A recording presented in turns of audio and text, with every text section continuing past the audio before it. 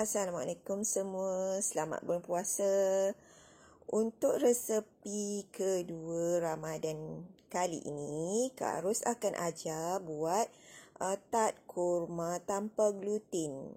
Okey, biskut ni tak mudah pecah, lembut, sedap, mudah untuk kita handle lah. Tak adalah mudah untuk pecah, okey. Untuk permulaan, kita kena buat dahulu jam kurma.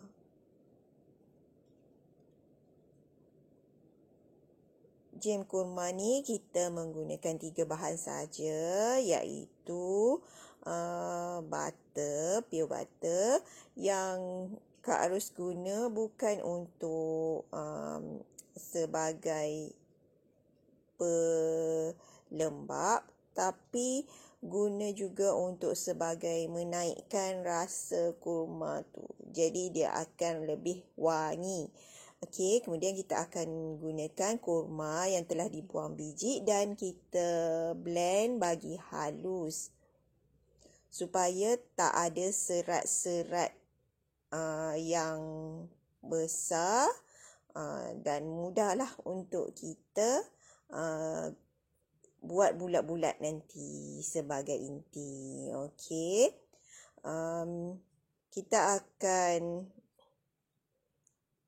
kacau dahulu bagi sebati dan kita masak atas api untuk kurma ni lebih kering sedikit dan bagi butter tu meresap ke dalam kurma supaya kurma pun tak mudah kering. Untuk di sini Kak Ros lupa untuk tunjuk, Kak Ros masukkan sedikit garam untuk bagi naikkan rasa lemak sebab butter Kak Ros tanpa garam. Okey, kita akan mula untuk buat dough tart ni. Okey. Bahan-bahan tak banyak, hanya ada 2 jenis tepung. Bahan lain tu butter, telur, garam, gula, itu sajalah. Okey, kita akan mula untuk satukan dahulu pure butter bersama dengan gula dan juga garam. Pure butter tu pastikan masih keras, baru lembut sikit saja yang baru keluar daripada peti ais. Kita biar sekejap, lepas tu kita terus sahaja guna. Jangan butter yang kita guna tu dah terlalu lembik, nanti kita punya biskut tart juga akan terlalu rapuh dan mudah untuk pecah. Okey. Satukan biasa sahaja, tak perlulah nak sampai sebati betul-betul. Kemudian kita letak telur kuning, sebiji telur kuning untuk dough ni menjadi lebih kukuh. Kita sebatikan.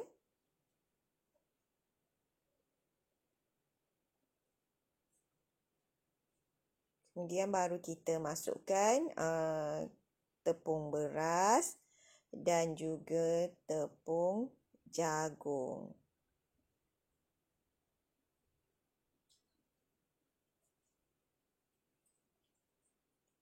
Kita satukan dahulu adunan ni menggunakan senduk ke whisker. Okey. Bagi tepung ni meresap sedikit ke dalam kita punya butter. Kemudian macam biasa Kak Ros akan menggunakan tangan untuk menguli. Itu lebih mudah. Okey. Kita uli ni pun tak perlu nak uli beria lah. Maksudnya tak perlulah nak uli sampai kuat-kuat kan. Okey. Dah jadi dough macam ni. Dough yang tak melekat tapi masih lembut ya. Jadi mudah untuk kita membentuk bentuk nanti. Sekarang ni Kak Ros nak tunjuk untuk topping atas telur kuning menggunakan sedikit dough mentah tadi, secubit sahaja, dan sebiji telur kuning. Kemudian dengan sedikit minyak masak. Okey, dalam satu sudu besar. Sebatikan dahulu dan kita akan ketepikan sementara kita nak buat kita punya dough, nak bentukkan untuk masukkan inti. Okey. Sekarang kita akan masukkan inti-inti yang kita dah buat bentuk lonjong, okey, bentuk lonjong panjang lah, bukan bentuk bulat. Tapi kalau nak buat bentuk bulat pun terpulang pada masing-masing lah. Bentuk ni ikut cita rasa sendiri. Sebabkan bentuk kurma macam panjang lonjong, jadi Kak harus buat biskut ni bentuk panjang lonjong, agak macam Elmer London kan, kalau dah biasa buat. Okey.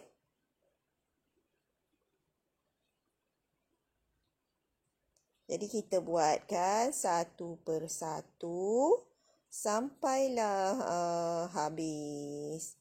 Kak Ros senang untuk guna, Kak Ros tak timbang sebab Kak Ros lebih mudah untuk guna spatula macam ni, sudu sukan metrik ke terpulang pada masing-masing.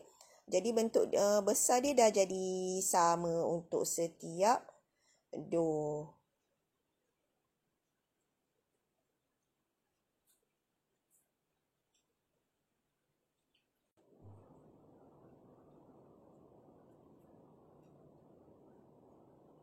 Ulang sahaja proses yang sama sehingga selesai.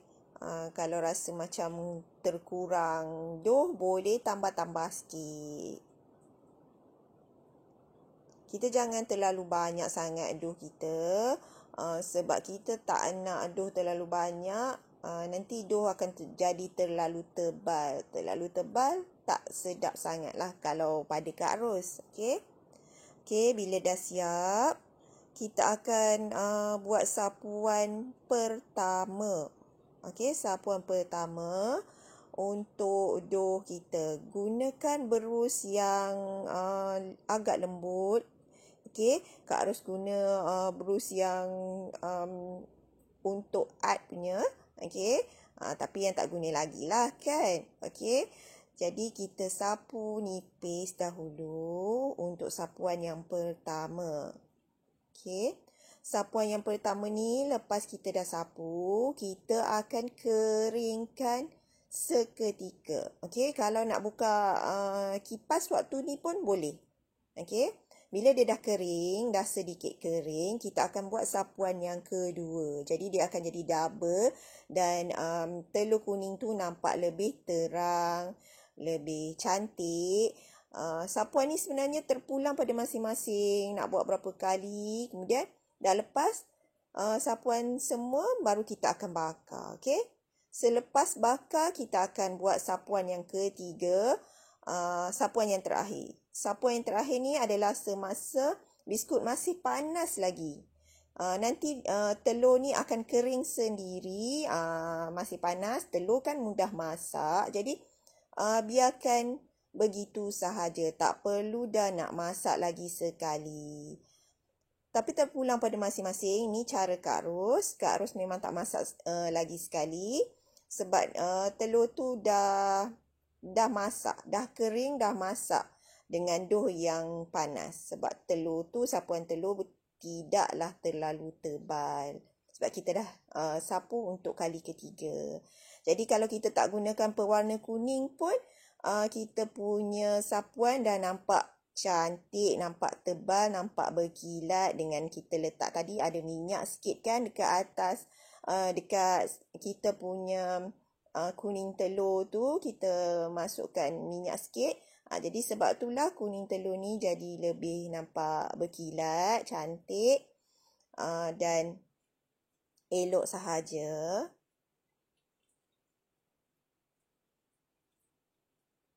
Okey, kita punya biskut pun dah siap. Nampak dia cantik, berkilat sahaja kan? Okey. Inti pun nampak banyak sebab dough kita tak terlalu tebal. Jadi puaslah makan kan? Okey, terima kasih.